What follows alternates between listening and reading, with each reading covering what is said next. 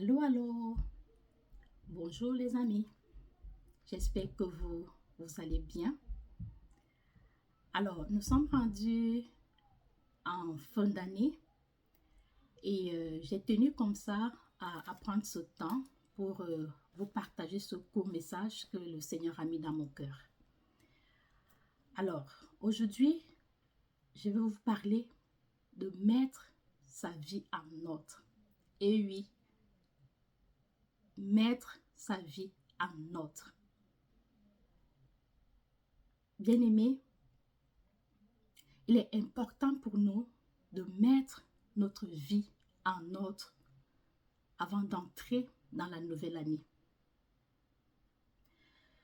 Vous savez, beaucoup de personnes dans le monde ont une façon de célébrer la fin d'année. Certains vont comme ça planifier des sorties entre amis, aller dans des célébrations, dans des bars pour boire et se réjouir et être content de célébrer leur année, leur fin d'année. Et c'est comme ça que les premières heures de leur nouvelle année sera consacrée à tout sauf à Dieu.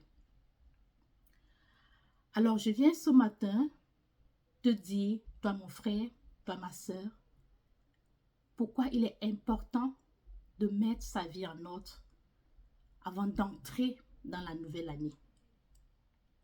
Alors, je vais comme ça nous lire deux tests. Ça va prendre un peu de temps, mais je préfère le lire pour que nous comprenions l'urgence qu'il y a de mettre sa vie en ordre. Le premier test est celui de Matthieu 19, versets 16 à 22. Je lis la parole. Alors, un homme s'approcha de lui et lui dit, « Maître, que dois-je faire de bon pour avoir la vie éternelle? » « Pourquoi m'interroges-tu sur ce qui est bon? » lui répondit Jésus. « Un seul est bon. Si tu veux entrer dans la vie, applique les commandements. » « Lequel? » demanda l'homme. « Eh bien, répondit Jésus, tu ne commettras pas de meurtre, tu ne commettras pas d'adultère, tu ne commettras pas de vol, tu ne commettras pas de faux témoignages, honore ton père et ta mère, et tu aimeras ton prochain comme toi-même. Pour tout cela, lui dit le jeune homme, je l'ai appliqué. Que me manque-t-il encore? Jésus lui répondit, si tu veux être parfait, va, vends tes biens, distribue le produit de ta vente aux pauvres, et tu auras un trésor dans le ciel. Puis viens et suis-moi. Quand il entendit cela, le jeune homme s'en alla, tout triste, car il était très riche. Ça, c'est le premier test. Je vais nous lire le second. Le second, c'est dans Luc 7, versets 36 à 49. Versets 36 à 49. Un pharisien invita Jésus à manger. Jésus se rendit chez lui et se mit à table. Survint une femme connue dans la ville pour sa vie dissolue. Comme elle avait appris que Jésus mangeait chez le pharisien, elle avait apporté un flacon d'albâtre rempli de parfum. Elle se tint derrière lui, à ses pieds, et elle pleura. Elle se mit à mouiller de ses larmes les pieds de Jésus. Alors, elle les essuya avec ses cheveux et, en les embrassant, elle versait le parfum sur eux. En voyant cela, le pharisien qui l'avait invité se dit, si cet homme était vraiment un prophète, il saurait quelle est cette femme qui le touche et que c'est quelqu'un qui mène une vie dissolue. Jésus lui répondit à haute voix, Simon, j'ai quelque chose à te dire. Oui, maître, parle, répondit le pharisien.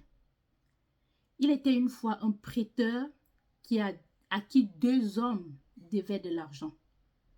Le premier devait 5 pièces d'argent, le second 50. Comme ni l'un ni l'autre n'avaient de quoi rembourser leurs dettes, il fit cadeau à tous deux de ce qu'il leur devait. À ton avis, lequel des deux l'aimera le plus? Simon répondit, celui, je suppose, auquel il aura remis la plus grosse dette. Voilà qui est bien jugé, lui dit Jésus. Puis, se tournant vers la femme, il reprit, tu vois cette femme? Eh bien, quand je suis entré dans ta maison, tu ne m'as pas apporté d'eau pour me laver les pieds, mais elle me les a arrosés de ses larmes et les a essuyés avec ses cheveux. Tu ne m'as pas accueilli en m'embrassant, mais elle, depuis que je suis entrée, elle n'a cessé de couvrir mes pieds de baisers. Tu n'as pas versé d'huile parfumée sur ma tête, mais elle a versé du parfum sur mes pieds. C'est pourquoi je te le dis, ses nombreux péchés lui ont été pardonnés.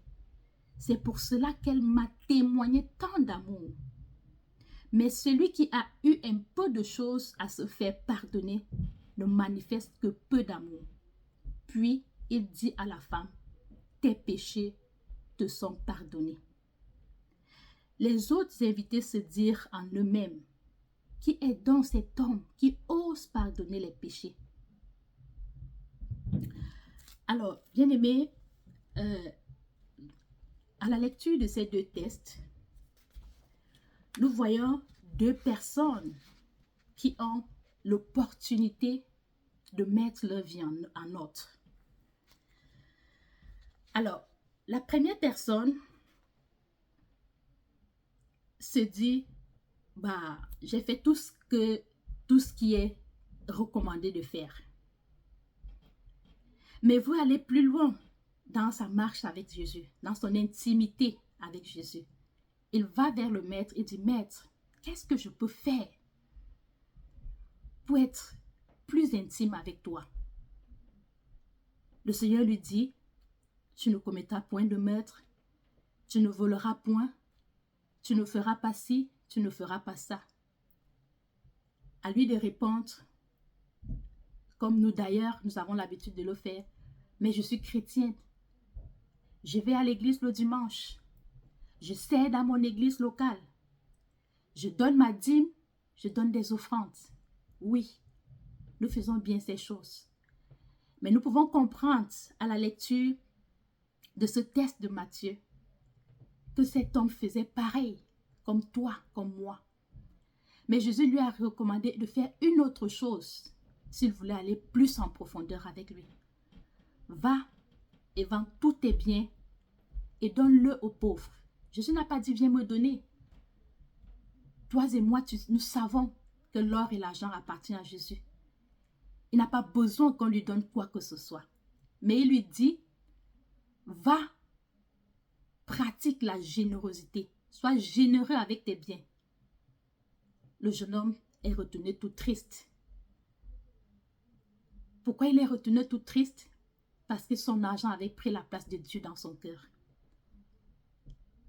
Il a préféré retourner perdre cette occasion qui lui avait été offerte de mettre sa vie en ordre.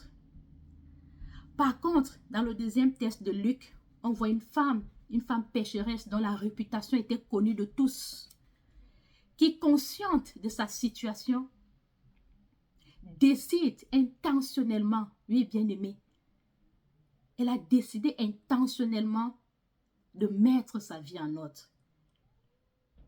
Et elle est venue se prosterner aux pieds du maître pour lui demander pardon, pour reconnaître sa mauvaise vie.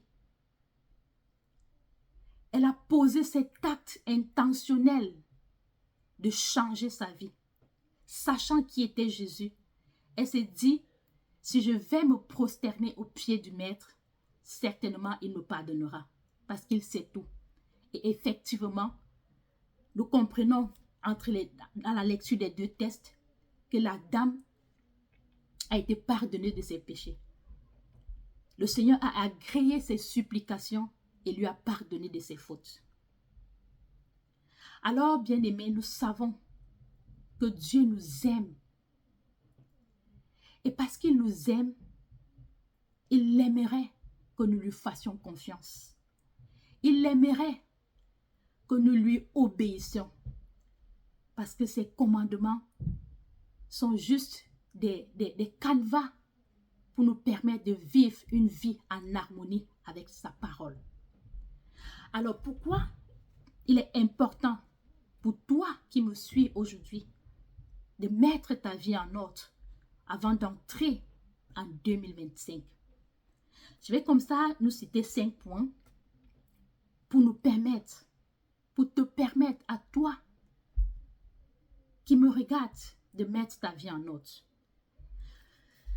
Le premier point, c'est arrête de faire porter le chapeau de tes actes à Dieu ou au diable. Oui, bien souvent, bien-aimés, nous posons des actes et après nous nous justifions. Oh, c'est pas intentionnellement que je l'ai fait. J'ai été poussée et on a cette manie de plus en plus d'accuser les esprits. Oh, c'est l'esprit de colère qui m'anime. Oh, c'est l'esprit de pauvreté qui fait que je ne donne pas ma dîme à l'église. Il y a plein de raisons comme ça que nous mentionnons souvent au quotidien. Alors, le Seigneur te dit à travers ma voix ce matin, arrête de justifier tes actes par le diable ou de faire porter ta responsabilité par Dieu. Non, Dieu n'est pas responsable de tes actes. C'est toi qui l'es. Parce que c'est toi qui décides d'aller te livrer à l'alcool. C'est toi qui décides intentionnellement d'aller passer ta fin d'année au bar, boire de la bière, aller en boîte de nuit, danser avec des amis. C'est toi qui le fais. Arrête de voir des esprits partout et décide intentionnellement de mettre ta vie en ordre avant d'entrer dans la nouvelle année. Pourquoi c'est important de mettre sa vie en ordre? Alors, mon deuxième point, c'est celui qui met sa vie en ordre doit clarifier ses véritables convictions et les respecter en secret. Oui, bien-aimé, c'est important de clarifier ses convictions. Qu'est-ce que tu crois? En qui est-ce que tu fais confiance? Quelles sont tes valeurs? Parce que le plus souvent, parfois nous posons des bonnes actions quand nous sommes en communauté, quand nous sommes avec les frères et les sœurs. Mais quand nous sommes seuls et que personne ne nous voit, on pense qu'on a le droit de faire ce que nous voulons. Eh bien, sache que, même dans le secret, ton Créateur qui est Dieu te connaît et te voit. Alors arrête d'être une bonne personne en public et une mauvaise personne en privé. On voit des personnes qui sont dans des églises, qui servent, qui sont honorées de tous, mais qui à la maison donnent du fil à retordre à leurs enfants, à leurs maris, à leurs frères, à leurs sœurs. Alors si c'est ton cas, Dieu te dit ce matin, arrête et mets ta vie en ordre. N'entre pas dans la nouvelle année comme monsieur et madame tout le monde, mais choisis intentionnellement de te consacrer à Dieu et de lui faire confiance. Parce que lui seul dit, il dit dans le texte de Jérémie 29 au verset 11, « Je connais les projets que j'ai formés sur toi, des projets de paix et non de malheur, afin de te garantir un avenir meilleur. » Alors sois intentionnel, clarifie tes objectifs et décide de les respecter en secret, même quand personne ne te voit. Si tu t'es dit, en 2025, je vais être plus intentionnel dans ma vie spirituelle, alors clarifie tes objectifs. Fixe-toi des horaires précises où tu vas rencontrer ton Créateur. Et sois fidèle, parce que lui, il est fidèle envers toi. Alors, mon troisième point, c'est décide intentionnellement de reprendre le contrôle de ta vie et de l'abandonner entre les mains du Seigneur. Oui, bien-aimés, nous savons que nos vies appartiennent à Christ. Si tu es chrétien comme moi, tu sais que ta vie ne dépend pas de toi, mais tu es un créateur. Alors choisis en cette fin d'année de lui remettre ta vie entre ses mains. Que signifie remettre sa vie entre les mains de Jésus? C'est simplement s'abandonner à lui. C'est simplement lui dire, Seigneur, je remets tout entre tes mains. Fais de moi ce que ton cœur désire. Parce que mieux que lui, il sait, mieux que nous, il sait ce dont nous avons besoin. Alors, sans plus te questionner, décide simplement de t'abandonner entre les mains de ton Créateur. Décide simplement de lui faire confiance. Parce qu'il est ton Créateur, il sait quels sont les plans qu'il a pour toi. Il dit tu es son ouvrage et a été prédestiné d'avance pour des bonnes œuvres. Alors choisis simplement d'aller à ses pieds et lui dire, Maître, quelles sont ces bonnes œuvres que tu as préparées pour moi pour cette nouvelle année 2025 qui s'en vient? Alors je choisis intentionnellement de me remettre entre tes mains et de faire ta volonté. Parce que tes plans pour moi sont parfaits. Alors, le quatrième point, pourquoi est-il important de mettre sa vie en ordre? C'est tout simplement de décider d'arrêter les interdits et de commencer les directives. Oui, bien-aimés, nous avons reçu tellement de directives en 2024. Qu'as-tu fait? Qu'as-tu fait de ces instructions que le Seigneur t'a données en 2024? Qu'as-tu fait de ces engagements que tu as pris en 2024? Tu as décidé de les mettre dans le placard et de continuer à vivre ta vie comme si tout dépendait de toi. Alors arrête. Arrête ces interdits. Arrête de continuer à vivre cette vie de débauche. Cette vie de péché. Mais décide de vivre une vie de sanctification. Une vie alignée sur la parole de Dieu. Vous savez, beaucoup de personnes veulent réussir, mais ne veulent pas payer le prix pour réussir. La parole de Dieu est claire là-dessus. Celui qui veut avoir du succès dans ses entreprises doit tout simplement, comme nous le dit la parole dans le livre de Josué, chapitre 1, verset 8, autant pour moi. Que ce livre de la loi ne s'éloigne point de ta bouche. Médite-le jour et nuit. C'est alors que tu réussiras. C'est alors que tu auras du succès dans tes entreprises. Alors, si tu veux avoir du succès dans tes entreprises, mon frère, ma soeur, sois fidèle. Sois fidèle dans tes méditations. Sois fidèle à la parole. Et pendant que tu la lis, fais des proclamations. Proclame ce que tu veux voir dans ton année. Ne subis pas l'année comme beaucoup le font, beaucoup le subissent. Beaucoup vivent de façon sans intention. Alors toi qui m'écoutes ce matin, décide de commencer cette année de façon intentionnelle. Décide que chaque action qui guidera ton année soit pensée. Ne subis plus les journées. Ne subis plus les années. Refuse ce syndrome du tourner en rond. Mais décide de te lever et de faire ce que le Seigneur t'a recommandé de faire. Oui, tu sais quelles sont les directives qui t'ont été données. Tu sais ce projet-là que le Seigneur t'a demandé de concrétiser. Mais tu tournes, tu procrastines, tu remets à demain ce que tu peux faire aujourd'hui. Alors Dieu te dit ce matin, arrête de tourner et accomplis ce rêve. Accomplis ce projet qui te tient à cœur parce que ta destinée en dépend. Alors le 5e point que j'ai pour toi ce matin, pourquoi il est important de mettre ta vie en note. Alors c'est tout simplement parce que tu es vulnérable. Quand ta vie n'est pas alignée à ce que Dieu dit de toi, alors tu es vulnérable.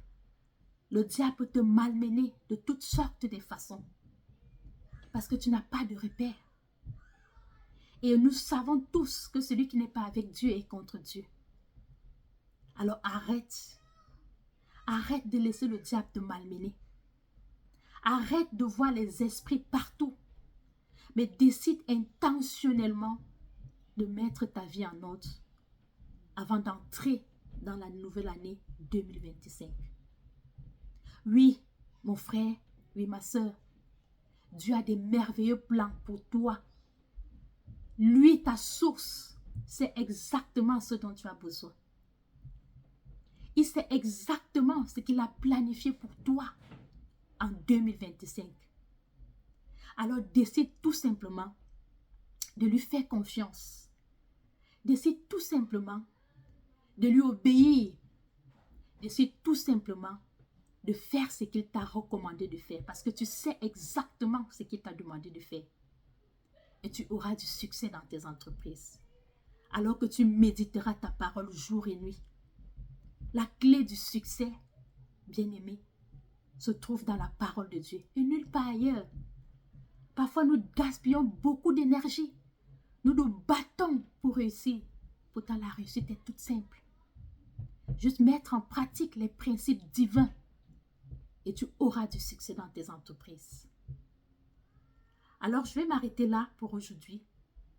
Je crois que ce message va te parler et que tu décideras d'entrer dans la nouvelle année de façon intentionnelle. Alors, sur ce, je souhaite une bonne année 2025. Que la grâce, que la faveur de Dieu t'accompagne en 2025 alors que tu seras intentionnel. Alors que tu choisiras de mettre ta vie en œuvre, en note, il te surprendra. Sois béni et on se reprend dans la prochaine édition. Ciao.